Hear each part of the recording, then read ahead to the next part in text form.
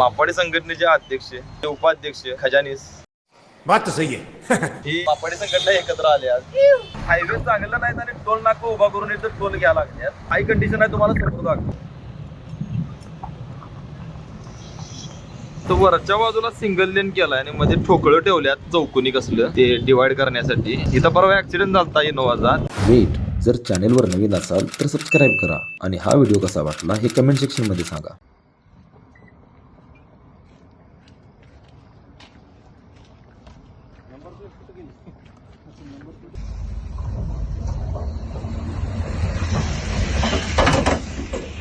गाड़ी तो कड्डा है.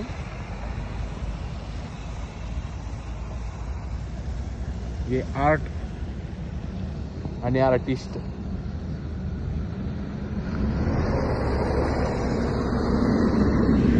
कोणाला काय झालं नाही. ह्यो व्हिडिओ आपल्या एका सबस्क्रायबरनं पाठवलाय. हे बघा म्हणजे कशामुळे काय होतंय आणि काय चाललंय, काय समजना झालं. काय नाही, जेवाय बिवाय आलेलो नाही, सहज भेटायला आलो. नमस्कार उमेश साहेब, काय चाललंय? हे सर्जा हॉटेलचे मालक.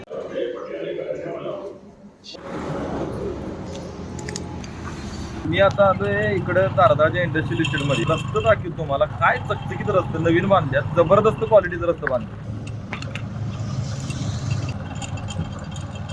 अशा प्रकारचा रस्ता आपल्या एरियात काय विना झालं काही कळत झाले. इथलं काम आवरलेलं आहे. तर आपण विशालच्या घराला जाऊया. तुमचं घराला लावलेलं आहे काकींना. One eternity later. हे लोणचं त्यांनी दिलेलं आहे. एवढी मोठी बरणी आहे.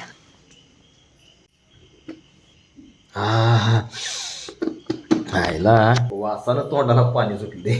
पापड्या कुरड्या काय काय भरपूर दिलेली. थँक्यू काकी तेवढं सगळं दिल्याबद्दल. आणि हे लोणचं मला पण 4 दिवस मोरा लागणार म्हणून सांगितलंय. आता रात्रीचे वाजलेले आहेत 8:30 आणि आपलं जेवण आपल्या टेबलवर आले. इथं आहे थालीपीठ किंवा धपाटा अर्धा घेतलाय. सणवार चुकवायचा नाही. ही काळ्या वाटाण्याची भाजी, आज भावाचा उपवास आहे यासाठी. आणि हा भात, हे थोडं मगाशी आणलेलं लोणचं अजून मुरायचं आहे, पण टेस्ट वास घेतल्यावर तोंडाला पाणी सुटले. खाण्याचा मोह आवरला नाही म्हणून खायला लागले. आणि त्या दिवशी घडली एक अनपेक्षित गोष्ट.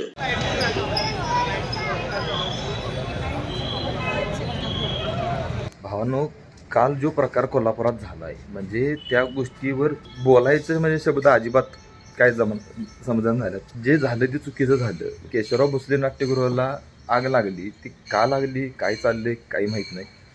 पण म्हणजे लिटरली पटणार नाही. अजूनसुद्धा मी सावरू शकलो नाही. तिथं काम केलेल्या कलाकारांचं काय झालं असणार आहे हे अंगावर माझ्या काटा अजून गेलेला नाही. काल रात्रभर झोप नाही. मी आता तिकडं चाललो आहे. तिथं काही कलाकारांना जमा झाले, त्यांना जरा जाऊन भेटणार आहे.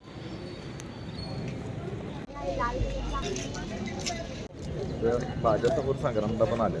संग्रामदांना जरा काल रात्रीपासून ॲक्च्युली सगळ्यांना राजकीय दृष्ट्या बघतात, पण कलाप्रेमी म्हणून एक कार्यकर्ते गलजोटे सागर दादा ते काल रात्रीपासून या सगळ्या घडामोडी आहेत. आता लोक येतात जातात, पण हा माणूस रात्रीपासून येत आहे.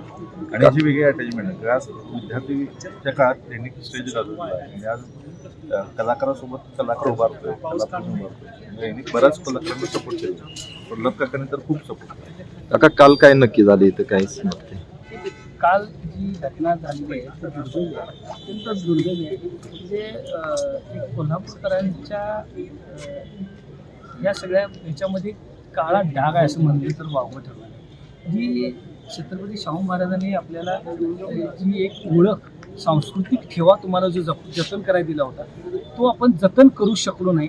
याचं शल्य आम्हाला या ठिकाणी कोल्हापूरकडून मला सुद्धा आहे. काल कला क्रीडा दोन्हीला पण हो एकदम हा. आणि इथं ही बाईट द्यायची ही नाहीच आहे आणि ती मानसिकता पण नाही.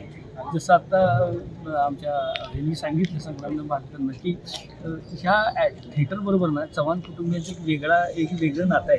फार म्हणजे आम्ही म्हणजे बोलू शकत नाही अशी अवस्था आहे आमची. काल तर हा म्हणजे विचित्र हा प्रकार घडला. पण जे काही घडलं ते पाठीमागं ठेवून आपण पुन्हा एकदा नवी उभारी आणि नवी ताकदीनं सगळे कोल्हापूरकर म्हणून आपण राजकीय पक्ष सगळे बाजूला ठेवून, सगळा स्वार्थ बाजूला ठेवून एक नागरिक आणि कोल्हापूरचा सुज्ञ नागरिक आणि जागरूक नागरिक म्हणून आपण एकत्र यायचं आहे. भले उद्या कुणाची मदत मिळो नाही मिळो, आम्ही कोल्हापूरकर म्हणून हे पुन्हा थिएटर दिमागात उभा करणार आहे.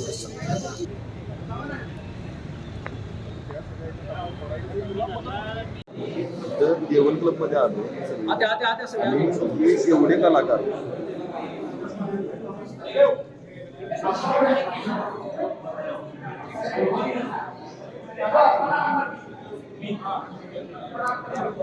एवढ्या कलाकारांच्या मला दुखवण्यात आणि ह्यापेक्षा पण काही लोक बाहेर आहेत त्यांना पण ती गोष्ट न पटण्यासारखी झाली. आपल्या कोल्हापूरची भाषा जगभरात पोहोचवणारा कलाकार माझ्या समोर आहे. हे संतोषदा, कालपासून काय सिच्युएशन आहे आणि आता मनाची काय परिस्थिती आहे आपली? अत्यंत दुर्दैवी, अत्यंत धक्कादायक आणि अत्यंत दुःखदायक अशी घटना काल घडली. आमच्या कलाकारांसाठी अत्यंत वेदनादायक आहे हे सगळं. पण आताच कलाकारांची मिटिंग झाली. त्या मिटिंगमध्ये की पुढची दिशा काय ठरवायची, आता अजून तो म्हणजे धुमस्त आहे केशवराव भोसले नाट्यगृह आणि ते बघून आमचं हृदय जळतं, आमचं काहीच पिळवटून गेल्यासारखं झालेलं आहे. सगळ्यात महत्त्वाची गोष्ट आता ही अत्यंत शांततेने आणि एकतेनं हा जो आमचं नाट्यगृह आहे हे पूर्णपणे पूर्वस्थितीत पुन्हा आणण्यासाठी सरकारला साकडे घालणं आणि शासनाकडून ते काम करून घेणं असा विषय आहे. अशी चर्चा झालेली आहे. पुढची पावलं जी मंडळी, सिनियर मंडळी असतील, कलाकार मंडळी असतील, ती ठरवतील. त्याप्रमाणे एकतेनं ही वाटचाल आम्ही रंगकर्मी करणार आहोत. धन्यवाद. पण काय वाटते आता मगाशी एका इन्फ्लुएन्सरच्या ह्याच्यावर त्यांनी कमेंट आली की चुकीच्या पद्धतीनं तू व्ह्यूज मिळवण्यासाठी व्हिडिओ करायला लागला काय. मग ते ऍक्च्युअली व्ह्यूज मिळवण्यासाठी नव्हतं, ते जनतेला काहीतरी सांगण्यासाठी होतं, अवेअरनेस. आणि दुसरी गोष्ट, आपण लोक आता हे आहेत ते कलाकार आहेत, हे रंगमंचावर किंवा त्यांच्या कॅनव्हासवर ते व्यक्त होतात आणि आम्ही व्हिडिओ मार्फत व्यक्त होतोय. आणि तो पण व्यक्ती काय केला, व्हिडिओ मार्फत तो व्यक्त होत होता की असं करू नका म्हणून तो सांगत होता. त्याच्यावर चुकीच्या कमेंट आल्या, म्हणजे ही योग्य वाटायला लागली काय? ॲक्च्युली अयोग्यच आहे. प्रत्येक वेळी पब्लिसिटी हा हेतू नसतो कुणाचा. म्हणजे आम्ही कुठलेही कलाकार म्हणून व्यक्त झालो, कला केली, सादर केली, तर पब्लिसिटी हा मत नसतं. एक समाजातले आम्हीही घटक आहोत. कलाकार किंवा कुठलीही गोष्ट म्हणजे आपण सोशल मीडियावरती काम करतो म्हणजे वेगळं होतं. तर मग मत आपली मत आहे. आता कमेंट्समध्ये तुम्ही टीका करताय, तुमचं मत आहे ना, मग तुम्हालाही विरोध केला पाहिजे, बोलूच नका, बरोबर शकतो ना. असं नाही, तुमची मतं तुम्ही व्यक्त करता, पण सगळं चुकीचं असतं. म्हणजे प्रत्येकानं व्यक्त व्हायला पाहिजे, पण ते कशा पद्धतीने केलं पाहिजे, समोरचा बोलताना काय मोठं बोलायला आहे ह्याचा विचार करून तुम्ही खात्री करून तुम्ही कमेंट टाकत जावा. A few inches later. आता इथं स्टेडियमला असतो, हे स्क्रू हे कशाचा आहे सांगतो तुम्हाला. आता तर आपण जो गोरिल्ला घेतलेला तो मी इथं अडकवलेला काल, आणि त्याच्यामुळे लढतराची झाली. त्या 2 स्क्रूची मुडकी उडल्या, ते एक जिवंत राहिले. आता हे सॅम्पल दाखवून स्क्रू घ्यायला आलतो, पण इथं मिळत नाही. उद्यमनगरात दुधानेमध्ये मिळतात म्हणून सांगितलं, बघूया आपण तिथे मिळतात. उद्यमनगरातलं दुधाने नटबोल्ट, हर प्रकारचे नटबोल्ट आणि इथं स्क्रू आणि काय काय बरंच मिळतं. दादा ह्या प्रकारचं बरोबर साईजचं स्क्रू पाहिजे. नाही साहेब, हे कुठे मिळते? प्रभात बघा, प्रभात कुठे? आमच्याकडे आहे ते व्हाईटमध्ये आहे. असू दे की व्हाईट चालते की मला, पण ह्या साईजचं मिळणार का? हर प्रकारचं हार्डवेअरचं मटेरियल आहे इथं, जबरदस्त. सगळे प्रकारचे नटबोल्ट इथं बघायला आलं काय बघू. ते जवळ सांगते कसं आहे. कन्फ्युजनचा प्रकार काय दाखवतो. हे 3 प्रकारचे स्क्रू आपल्याला बघायला मिळाले. त्याचा हाईट बघा, हे मोठा आहे, हे मीडियम आहे, बारका आहे. मला ह्या साईजचं पाहिजे. हे घेतलं तर काम होईल का, हे घेतलं तर काम होईल, काही समजा ना. मला काय वाटते जरा मला कमेंट सेक्शन मध्ये सांगा, कारण आता कन्फ्युज झालोय. आणि मी ह्यातले थोडे घेणार, त्यातले थोडे घेणार. बारकी असल्यामुळे किंमत कमी असणार आहे आणि सगळ्यात स्वस्त नटबोल्ट. थँक्यू दादा. म्हणजे मी कधी दुधाने नटबोल्ट मध्ये आलो, प्रत्येक गोष्ट मिळते आणि मला कधी काय लागलं की मी इथं देतोय. दुधाने नटबोल्ट कोल्हापूरची मंडळी आहे, त्यांना माहिती आहे. बाहेरची लोक जर असतील, तुम्हाला जर काय कधी नटबोल्टची गरज लागली किंवा काय, तर डेफिनेटली या सगळ्या गोष्टी मिळतात हार्डवेअर रिलेटेड. गाडीत गिफ्ट वाटायचं, गिफ्टसाठी मी आलोय अशोकामध्ये. तर इथं सगळंच मिळते स्टेशनरी साहित्य. दादा लहान मुलांना गिफ्ट द्यायचं शाळेमध्ये, ते असं सजेशन जबरदस्त देतात बरं का.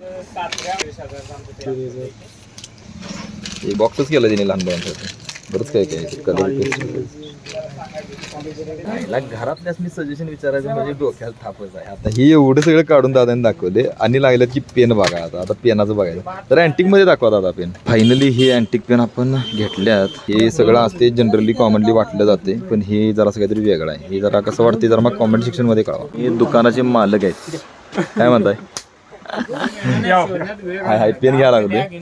तर हे अशोका स्टेशनरी हे लक्षात ठेवा. आणि एकदम कमी किमतीत तिथं मटेरियल मिळते आणि मालकांचं वागणं बघितलं अगदी म्हणजे घरचं असल्यासारखं. दुसरा टास्क आहे आपल्याला पापा सिटीला जायचं आहे चॉकलेट आणायला. त्याला आता हे बॉक्स आहे की नाही, हे टोटल 930 रुपयाला क्ले आणि ते 5 डझन बॉक्स मिळाले आपल्याला. बापा चिट्टीला महालक्ष्मी कन्फ्युजन स्टोअर्समध्ये आणि आपण घेतलेला आहे मेंटॉसचा बॉक्स. काय प्राइस आहे याची? 190. सेलिंग प्राइस किती होते? 200. जे दुकानदारांना फक्त 10 रुपये मार्जिन असते डोक्यात ठेवा. त्यामुळे असल्या गोष्टी काय घेतल्या दुकानदाराकडनं तर रुपया 2 रुपये बुडवू नका. ही मगापासून आपल्या व्हिडिओसाठी थांबलेली नव्हती. या मालकाने याला बिस्किट खायला घालावं म्हणून थांबलेली होती. बराच वेळ झाला. काय ग बिस्किट खातेस होय? अरे माणूस की आहे का नाही आपल्या कोल्हापुरात आहे बरं का, बाहेर मला कुठं बघायला मिळालं नाही. हे असा प्रकार. हे आपला आता हे गोरिला पडचे पाय आहेत. हे एक आहे, हा एक पीस आहे, मेन पॉईंट आहे, पार्ट आहे. आणि आपण आणलेले स्क्रू हित आहेत. हे जर असं लावण्यासाठी दुसऱ्याची हेल्प घ्यायला लागते. तर हे लावले आपण.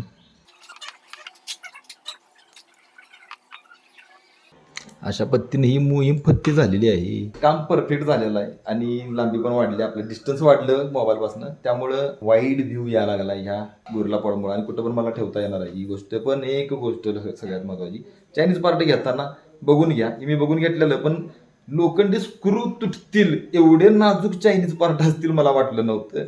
त्याचे हेड उडलेले होते. प्लास्टिक आहे तसं आहे, पण आपण त्याला आता रिस्टोअर केलेलं आहे आणि हे आपल्याला वापरायचं आहे. नाद खडा काम झालं.